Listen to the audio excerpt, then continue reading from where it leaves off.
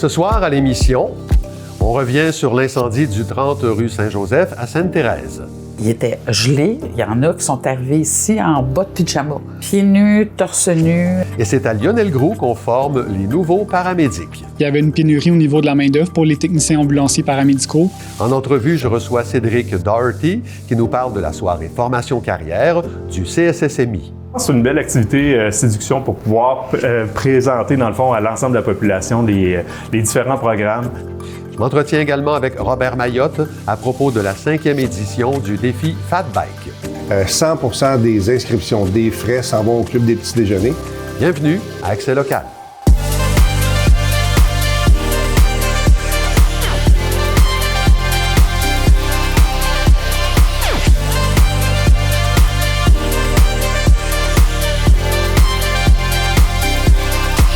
Mardi 3 février 2026, bon début de soirée. C'est Claude Desjardins en compagnie de Clara Maté-Genet. Bonsoir Clara. Bonsoir Claude. Le 21 janvier dernier, il y a cet incendie qui a détruit une maison ancestrale au 30 rue Saint-Joseph à Sainte-Thérèse. On en a parlé ici dans sa dimension historique. On va regarder avec vous le volet plus de l'intervention et la dimension humaine de l'événement. Oui, tout à fait, parce que le 30 rue Saint-Joseph était une maison de chambre qui accueillait 12 occupants, tous et toutes des gens vivant dans une situation précaire. Alors, je rappelle les faits tels que rapportés par un communiqué partagé sur le site Internet de la Régie intermunicipale de police de Thérèse de Blainville. Vers 10h30 le 21 janvier, plusieurs appels ont été reçus par les services d'urgence pour déclarer l'incendie. J'ai été témoin de la scène puisque ça s'est produit juste derrière les bureaux, les studios de TVBL. La maison a brûlé toute la journée, un grand panache de fumée s'en échappait et rendait la visibilité difficile à certains moments dans les alentours. Plusieurs bâtiments avoisinants ont été évacués par mesure de sécurité. Certains résidents incommodés par la fumée ont été pris en charge par les paramédics sur place, comme on peut lire dans le communiqué. Vu l'ampleur de l'incendie, une dizaine de services d'incendie et d'associations de pompiers de la région ont été dépêchés sur les lieux. Le feu a atteint la 4e alarme, donc ce qui signifie un grand niveau d'urgence dans le jargon des services incendie. Et le bâtiment a dû être détruit la journée même, alors même qu'il fumait encore, car les dégâts étaient trop importants. La RIPTB n'avait pas d'autres informations plutôt à me transmettre. L'enquête est toujours en cours pour déterminer la cause de cet incendie. Et heureusement, il n'y a pas eu de blessés. Non, tous les occupants ont heureusement eu le temps de sortir à temps. Certains résidents, par contre, auraient peut-être perdu des animaux, mais ce n'est pas confirmé. Par contre, certains des occupants étaient en état de choc. On peut écouter à ce sujet Lynne Lachance, qui est directrice générale adjointe du Resto Pop, l'organisme qui a pris en charge les résidents du 30 rue Saint-Joseph dès que la catastrophe s'est déclarée. Je me souviens d'un, entre autres, qui me disait « Lynn, je vois encore le feu, je me vois, il y avait de la boucane partout, puis tout ça. » Il pleurait, il était gelé parce qu'il y en a qui sont arrivés ici en bas de pyjama. Donc, pieds nus, torse nu. Fait qu'ils sont rentrés ici comme ça. Fait que là, nous autres, c'était « OK, où sont les couvertes électriques? » Sort des bottes, des manteaux, des bas, des hot pads. On faisait tout pour les réchauffer, café. Il était sur la panique, là. Je veux dire, ils ont tout perdu. Et comment on est venu en aide à ces gens-là?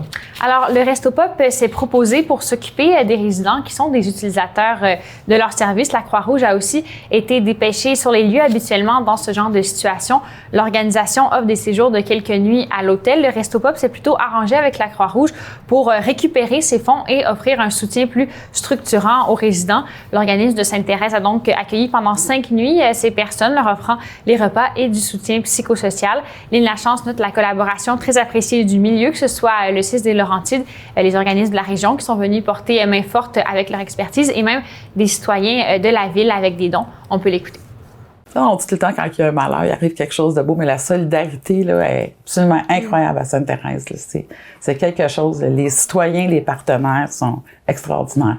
Et qu'est-ce qui arrive maintenant avec ces 12 résidents? Alors, 3 d'entre eux ont pu être localisés temporairement dans des chambres grâce aux efforts du milieu. 3 autres se trouvent maintenant chez de la famille, mais il y en a toujours 6 qui sont à l'hôtel, pris en charge par la Croix-Rouge, sans trop savoir ce qui les attend. Peut-être une place dans des HLM, mais aucun qui se trouve près des services auxquels ils ont droit. Madame Lachance déplore que le manque de place en hébergement rende le futur de ces personnes si incertain. C'était 12 personnes dans une situation précaire, fait que c'est des relogés dans des logements abordables. Il y en a plus. Il y en a plus de logements abordables. Non, ils n'ont plus rien. Là. Ils sont dans la rue. Là. Merci Clara, on se revoit plus tard dans l'émission. Il sera question de la formation des paramédics. À plus tard, Claude. Loisirs Laurentides souligne la sélection de 4 athlètes de la région des Basses-Laurentides au sein de l'équipe du Canada qui participera aux Jeux olympiques de Milano-Cortina en Italie du 6 au 22 février. Les athlètes Marie-Jade Loriot et Romain Legac, tous deux résidents de Sainte-Anne-des-Plaines, seront de la compétition en patinage artistique. En ski acrobatique, Michael Kingsbury de Deux-Montagnes et Émile Nadeau de Prévost participeront respectivement aux épreuves de bosse et de saut. Vincent Boilly de Saint-Eustache, quant à lui, participera aux Jeux paralympiques en para-hockey. Le Salon du livre des Laurentides est de retour pour une 3e édition le samedi 14 mars de 11h à 17h au Centre culturel et communautaire Thérèse de Blainville. Cet événement rassemble auteurs, éditeurs et lecteurs afin de promouvoir la lecture et de célébrer la diversité littéraire. Cette année, près de 70 exposants seront présents.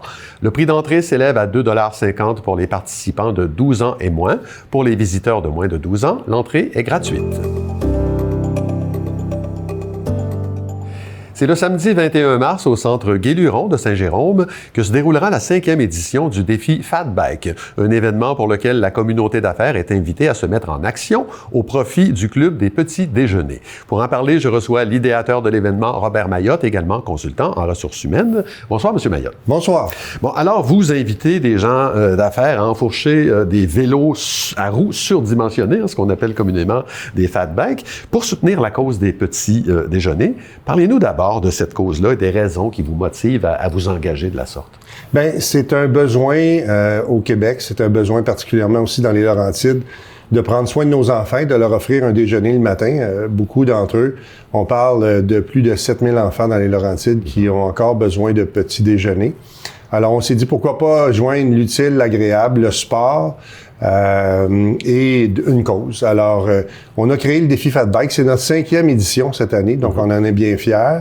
Et d'année en année, on a de plus en plus de participants. Et on lance pas juste un défi à la communauté d'affaires, on lance un défi à tout le monde. Alors oui, à tout le monde de venir participer au défi Fat Bike. On s'inscrit et puis on forme une équipe.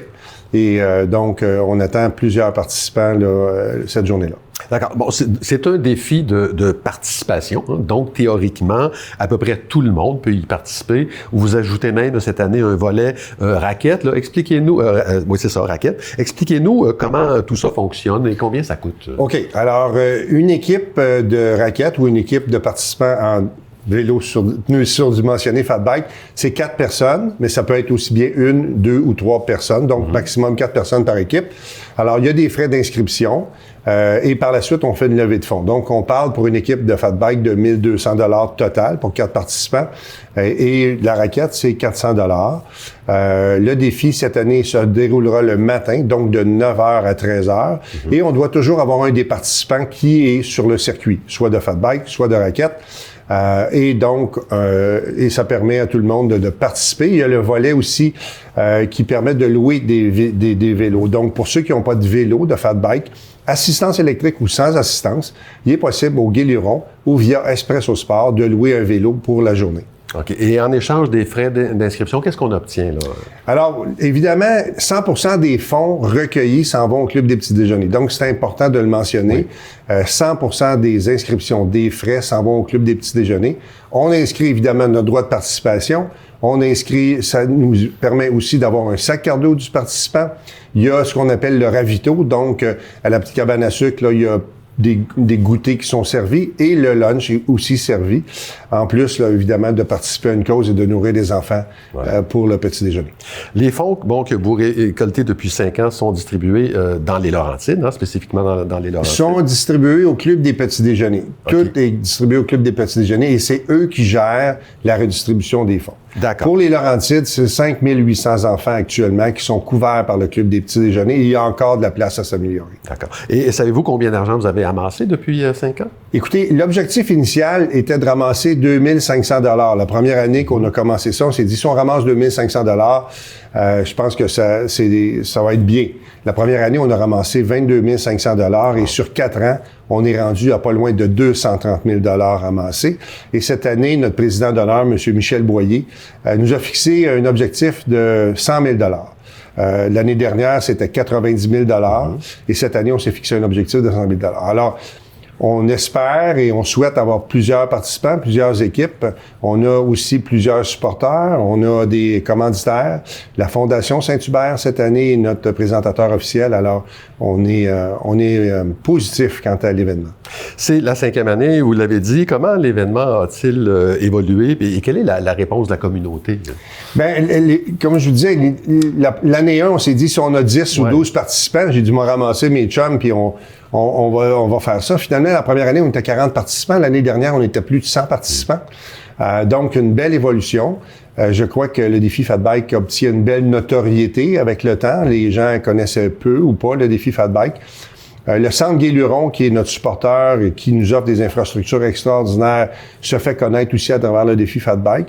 Alors, je pense qu'à la 5e année, on commence à sentir les effets de la notoriété de l'événement et on veut que ça soit un événement qui dure dans le temps. Donc, vous êtes un tout petit comité, là, 3-4 personnes. Avez-vous besoin de bras de commanditaires, de bénévoles? On est 3 bénévoles qui portons ça à bout de bras. Mon ami David et Michel et Kim, donc 4 bénévoles. Et on a aussi des membres du Club des petits déjeuners qui sont là pour nous supporter. Donc, on manque pas d'aide. Ça s'appelle donc, je le rappelle, le défi Fat Bike. C'est le samedi 21 mars au Centre Gay-Luron de Saint-Jérôme. Les liens pour s'inscrire apparaissent en bas de l'écran. Robert Mayotte, merci beaucoup d'avoir été là. Merci. Au revoir. À l'approche de la date limite pour soumettre un dossier d'admission au premier tour, le Collège Lionel-Groulx invite les futurs étudiants et étudiantes aux portes ouvertes d'hiver, le mercredi 4 février prochain de 17h à 20h. Cet événement est l'occasion de rencontrer l'équipe, d'explorer les installations et d'obtenir toutes les réponses nécessaires avant de finaliser une demande d'admission. 5 circuits sont ouverts pour visiter les programmes correspondant à la couleur choisie par l'élève avant son arrivée. La ville de Sainte-Thérèse annonce le retour du Festiver le samedi 14 février de 10h à 16h au Parc du Charme. Plusieurs activités sont au menu comme du patinage libre, le lancer de la hache, du fat bike, des structures d'hébertisme et du pickleball sur glace, le tout accompagné d'une ambiance musicale assurée par un chansonnier et un disque jockey. De la soupe, des sandwichs et du chocolat chaud seront offerts gratuitement sur place. De plus, différents organismes sportifs et communautaires y tiendront leur kiosque. La formation professionnelle, c'est un choix payant. Voilà le message que vous adresse le Centre de services scolaires d'Émile-Île, qui vous invite à la 3e édition de la soirée Formation Carrière, qui se tiendra le mercredi 18 février au Centre de formation des nouvelles technologies. J'en discute avec le directeur adjoint de l'institution hôtesse, Cédric Daugherty. Bonsoir à vous. Bonsoir. Alors, ça se passe chez vous. Il y a d'autres centres de formation professionnelle du CSSMI qui y sont représentés. On va tous les nommer, inquiétez-vous pas, mais expliquez-nous d'abord pourquoi, selon vous, la formation professionnelle, c'est un choix payant? Bien, c'est un choix payant parce que, d'abord, c'est des emplois, dans le fond, qui sont faciles d'accès. Dans le fond, on a plusieurs demandes dans les différents milieux. C'est une période où on a besoin beaucoup de gens dans ces domaines-là. Donc, ça nous permet d'aller, justement, après les stages, parce que la majorité des DEP dans lesquels les gens s'inscrivent vont passer par le processus d'alternance travail-études. Ça leur permet de se placer directement dans les milieux de travail et un bon accès, dans le fond, au travail par la suite. Donc, c'est vraiment un des côtés payants de tout ça. D'accord. Donc, le 18 février, ça se passe chez vous. Quels sont les centres de formation qui seront représentés? Le centre de formation, on a le centre de l'automobile à Sainte-Thérèse. Ouais. On a le centre des nouvelles technologies à Sainte-Thérèse également. Le centre, le CFAM, dans le fond, le centre agricole de Mirabel. On a également l'Émergence, qui était situé à Deux-Montagnes, et Construct Plus, qui est situé à Saint-Eustache. À Saint-Eustache. Bon, donc tous ces centres-là réunis offrent à peu près autour de 35 programmes. Exactement. À ceux et celles qui se questionnent encore sur leur choix de carrière. Alors, de quelle façon vous allez vous y prendre le 18 février pour les aider, ces gens-là, à se faire une tête? Bien, je pense que c'est une belle activité séduction pour pouvoir présenter, dans le fond, à l'ensemble de la population les différents différents programmes. Dans le fond, on a des gens de passion qui sont là, qui sont sur le terrain, qui vont être là pour rencontrer les élèves, les parents également, pour répondre aux questions. Donc, qu'on s'adresse justement à nos élèves de 3e, 4e, 5e secondaire ou une personne adulte qui est intéressée justement à faire soit un changement de carrière ou se présenter dans le fond vers une nouvelle profession. Bien, c'est l'occasion justement de consulter ces gens de passion-là et de pouvoir voir justement c'est quoi les opportunités, qu'est-ce qu'ils ont besoin justement pour accéder aux formations. On aura aussi nos 2 centres de formation générale adulte qui seront présents, donc le multiservice de Sainte-Thérèse, le CFCP de Deux-Montagnes. Donc, ça va nous permettre de répondre aux questions des gens, dans le fond, puis de s'inviter aussi dans des discussions de tour de table en fin de journée, dans le fond, pour que nos futurs élèves puissent en parler avec leurs parents également. Public cible 14 à 16 ans, en général. 16 ans, bon, c'est le moment où on a une décision à prendre. 14 ans, on est dans un autre mode, j'imagine, plus exploratoire. Exactement. Donc, on a plusieurs élèves, dans le fond, qui veulent se faire une tête sur, justement, leur avenir. C'est important, justement. C'est plein de métiers d'avenir. On a vu plusieurs métiers, justement, qui sont en demande. Donc, ça nous a permis, justement, de les publiciser sur nos réseaux sociaux. Donc, on a plusieurs avenues vraiment positives, dans le fond, dans ces domaines-là. On sent, M. Doherty, depuis quelques années, parce qu'on voit apparaître là, de plus en plus des campagnes de promotion, que la formation professionnelle a souvent besoin d'être valorisée. Est-ce que c'est toujours le cas?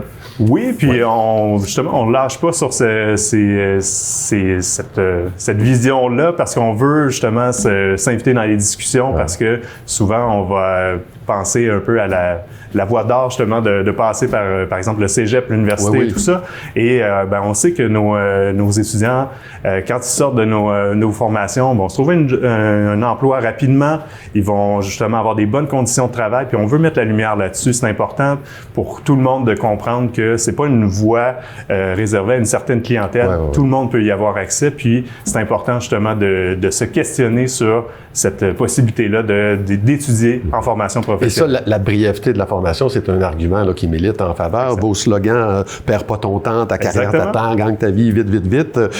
En combien de temps on peut obtenir un diplôme à peu près? Donc, on passe à peu près 1 an à 1 an et demi en formation. Dans tout ça, justement, ça va permettre aux élèves d'avoir des moments où ils sont en alternance travail-études pour certains programmes. Pour d'autres, ça va être des programmes par compétences. Donc, après cette année ou cette année et demie-là, ça permet à l'élève d'aller se positionner sur le marché du travail. Puis, alors, ça s'appelle la soirée formation carrière. Ça se tient le mercredi 18 février au Centre de formation des nouvelles technologies. Toutes les informations se trouvent sur le site web dont l'adresse apparaît en bas de l'écran. Cédric Doherty, merci beaucoup pour votre passage à l'émission. On est de retour avec Clara Maté-Jaunet. Depuis l'automne dernier, Clara, il y a un nouveau programme de soins préhospitaliers d'urgence qui est donné au Collège Lionel-Groulx. Vous êtes allé voir sur place comment ça se passait. Oui, Claude, surtout que c'est le seul endroit dans les Basses-Laurentides qui forme les paramédics. Ça se veut une réponse du gouvernement à la rareté de la main-d'œuvre dans ce corps de métier, particulièrement dans la région. Alors, je vous présente ça dans notre reportage de ce soir. Je viens de commencer cette année comme enseignant, mais l'autre année d'avant, je l'ai passé au complet à élaborer le programme. Donc, c'est moi qui ai conçu le programme qui est actuellement en déploiement ici à Lionel-Groulx. Et auparavant, j'ai été technicien ambulancier paramédic dans les Basses-Laurentides, justement. J'ai vraiment eu beaucoup de plaisir. C'est un beau défi professionnel, par exemple. J'ai été bien accompagné de collègues aussi à l'interne. Mais en gros, le ministère, pour chaque programme d'études, envoie un espèce de document. Ça s'appelle un devis ministériel. Et dans le devis ministériel, il y a toutes les compétences associées que les personnes étudiantes doivent développer dans leur passage au niveau collégial. Ce qu'on a remarqué, puis ce que le ministère a aussi soulevé, c'est qu'il y avait une pénurie au niveau de la main-d'œuvre pour les techniciens ambulanciers paramédicaux. Donc, il y a des compagnies qui s'occupent du transport ambulancier puis de la desserte ambulancière, en fait. Et c'est ça, il y a un manque criant de main-d'œuvre. Donc, il y avait vraiment un besoin pour augmenter le nombre de personnes qu'on pouvait diplômer là, dans les Basses-Laurentides. En fait, le collège le plus proche qui l'offrait, c'était le collège Ontic à Montréal et Mont-Laurier qui l'avait en partenariat dans les Hautes-Laurentides. Donc, dans les Basses-Laurentides, ce qui est un gros bassin de population, mais il n'y avait pas de formation disponible pour justement répondre aux besoins locaux. Là. Donc, on a une entente de délocalisation avec le cégep de Saint-Jérôme. Donc, ce qui se passe, c'est que ils vont offrir le même programme que nous, mais à Mont-Laurier, dans leur complexe de Mont-Laurier. Donc, dans dans les Hautes-Laurentides. Ils vont donner essentiellement le même cours que nous, mais ils vont pouvoir l'adapter un petit peu aux réalités des Hautes-Laurentides. On est rendu à notre deuxième session actuellement. Et pour l'inscription à la première session, on a eu plus de demandes qu'on avait de place déjà l'année dernière. Donc, il y a eu un gros engouement. On a fait des événements dans des écoles secondaires, entre autres. On a fait les portes ouvertes ici au Collège Lionel Groulx. Et il y avait vraiment un engouement très senti au niveau de la population là, pour le programme de SPU à Lionel Groulx. Donc là, en ce moment, on a dépassé un petit peu le 70 personnes. Je pense qu'on est à 72 personnes étudiantes qui étudient en ce moment dans le programme. Sinon, le programme comme tel est divisé sur 6 sessions sur un format 3 ans, où on a un format sur 8 sessions, donc sur 4 ans, qui est aussi possible. Le nombre total d'heures de formation, c'est 2205 heures de formation spécifique. Donc, les cours vraiment dans la concentration pour devenir paramédic. Et à ça, on ajoute les cours de la formation générale, ce qui amène un total de 2800 heures à peu près là, pour le programme, qui est un des plus gros programmes d'études actuellement dans le réseau collégial. La population étudiante, elle est super engagée, ils sont présents, ils travaillent super fort. Les membres de l'équipe enseignante aussi, l'équipe TTP qui sont avec nous, tout le monde met l'épaule à la roue, puis on sent que la persévérance. Donc, on est vraiment très fiers de voir comment ça s'est super bien déployé, le programme qu'on avait imaginé ici là, pour le Lionel Groulx. Une des particularités du programme à Lionel Groulx, c'est qu'on met beaucoup l'emphase sur la pédagogie active. On veut que l'apprenant soit dans l'action, d'une part parce que ça représente un peu la réalité professionnelle, mais aussi pour les bienfaits pédagogiques. Donc, on apprend plus quand on est en action, quand on manipule les savoirs. Il y a 5 stages sur les 6 sessions. Donc, il y a beaucoup de stages en milieu professionnel pour un total de 450 heures à peu près dans un véhicule ambulancier. Donc, on veut vraiment mettre les personnes étudiantes dans une réalité professionnelle authentique pour qu'ils puissent développer des compétences de haut niveau avec nous. On a fait un partenariat avec une école de mécanique automobile proche d'ici qui nous ont arrangé les voitures pour qu'elles soient sans moteur. Donc, elles sont tout simplement au niveau de la carrosserie. Donc, on a 2 véhicules pour pratiquer les interventions, la désincarcération, la sortie de véhicule, par exemple. On a aussi des modules de soins, donc des reproductions d'un véhicule ambulancier pour faire les soins dans le transport et pratiquer l'environnement, encore une fois, qui est très authentique. On a aussi 2 salles de simulation qui représentent des chambres de personnes âgées ou de résidences de CHSLD, par exemple. Donc, avec ces 2 salles-là, on peut faire des interventions en milieu authentique. Il y a de la captation audiovisuelle qui nous permet de voir à distance qu'est-ce que les apprenants font à l'intérieur. Donc, on a des super belles installations à la fine pointe de la technologie avec du matériel super intéressant pour permettre le développement des compétences. En ce moment, j'aime beaucoup la biologie. Je sais pas si je suis un peu comme influencée par mon enseignante, que j'aime beaucoup.